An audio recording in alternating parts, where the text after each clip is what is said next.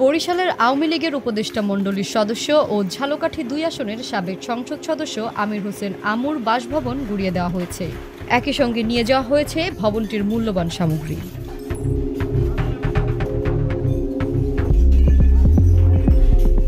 গুড়িয়ে দেওয়ার আগে ভবনের ভেতরে ঢুকে অনেকেই ফ্রিজের মাছ, মুরগি, মূল্যবান বিভিন্ন আসবাবপত্র, তৈজসপত্র নিয়ে যেতে দেখা যায়। কেউ কেউ বাধা দিলেও লুটপাট থামানো যায়নি। অনেকে আবার গুরুত্বপূর্ণ কাগজপত্রও নিয়ে যায়। 18 সালে যে নির্বাচনটা হয়েছে বা 23 সালে যে নির্বাচন, অনৈতিক নির্বাচন, যেটা ভোট মানুষকে দিতে দেয় নাই বা ভোটের বিরূপে কাজগুলো করছে, যারা গণতন্ত্র ফিরিয়ে আনতে পারে না, সেই বিরোধী যে কাজ যারা করেছে তার নথিভুক্ত এবং বিভিন্ন ইউনিয়ন পর্যায়ে যারা তাদেরকে নির্বাচিত করেছে রাতের অন্ধকারে ভোট চুরির মাধ্যমে, প্লাস দেখা আপনার মেয়রের ভোটগুলো চুরি করছে, তাও এইগুলো এই নথিভুক্তই তারাই আগের দিন রাতে সেট করে রাখতো। তার নথিভুক্তগুলো তাদের বাসায় রাখা হয়।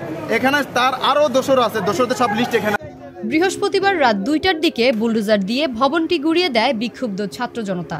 প্রথমে ভবনটির একাংশের প্রবেশদ্বার ভাঙতে শুরু করে, পরে বুলডোজার দিয়ে ভবনটি গুড়িয়ে দেওয়া হয়।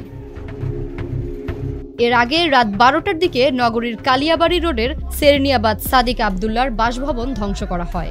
পরে ছাত্র জনতা নগরীর বগুড়া রোডে অবস্থিত আমুর বাড়ির দিকে এগিয়ে যায়। সেখানে গিয়ে বুলডোজার দিয়ে বাড়ির মূল ভবনের অবকাঠামো ভাঙতে শুরু করে। সাদিক আবদুল্লার বাসভবন ভাঙার সময় সেনাবাহিনী বাধা দেওয়ার চেষ্টা করে। তবে আমির হোসেন আমুর বাড়ি ভাঙার সময় তেমন কোনো প্রতিরোধের মুখে পড়তে হয়নি ছাত্র জনতাকে।